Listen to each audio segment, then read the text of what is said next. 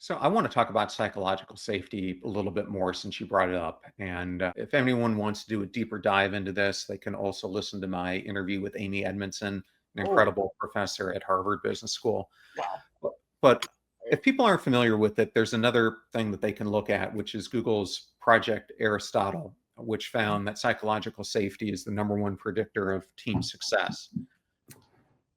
Doing what you do, if there's a leader out there listening, how can they start to create psychological safety in their team? Is there like one step you would recommend? There are several steps, but the one step I really recommend is to get very honest with yourself about how you show up every day as a leader. Do you show up as the smartest person in the room? Okay, well, that's a deterrent. Do you show up like this? Hey, John, what's going on? How you doing? Not interested and busy. How do you show up? And how do you know you show up like that?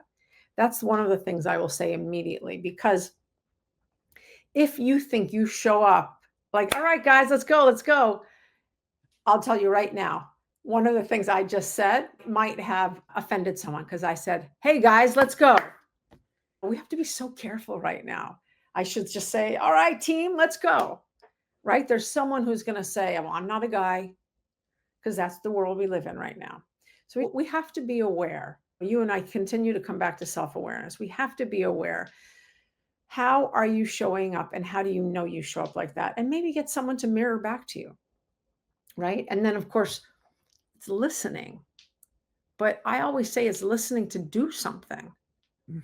As leaders, we are asked to take the ball. They gave us the ball and take the ball and do something with this ball. Maybe move it up the field for them. Maybe show them it's possible to move it up the field.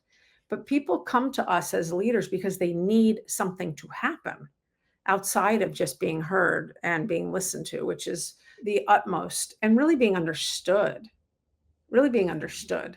And it's so easy because I've been there too. It's so easy to judge yourself through another person's eyes. I bet you he thinks I'm dumb. Well, he probably is not really thinking about you, Claude, right? He's probably not thinking too much about you. She probably thinks I'm silly and dumb. She's probably not thinking about you, but you're thinking about how dumb you are. You're putting a lot of energy into that, Claude. So it's just this mirror that I believe we need to hold up and be brave enough to hold it up and say, okay, yes, I'm not perfect, but I like what I see. And I have things I can work on, but I'm really going to double down on my strengths.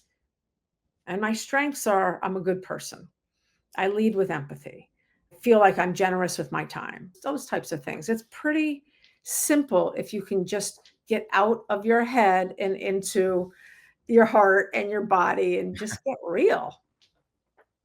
Because I don't think I ever talk about anything that isn't common sense. And when I say common sense, I understand it might not be common to everyone, right?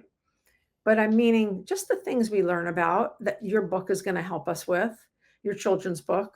We learn how to be kind. We learn how to share. We learn how to emotionally regulate in these early years, right? Or we don't learn how to emotionally regulate. And then we can see how that person ended up at work and spilled their emotions everywhere. And it's just fascinating. I think behavior is really incredibly fascinating and is such a two-way street.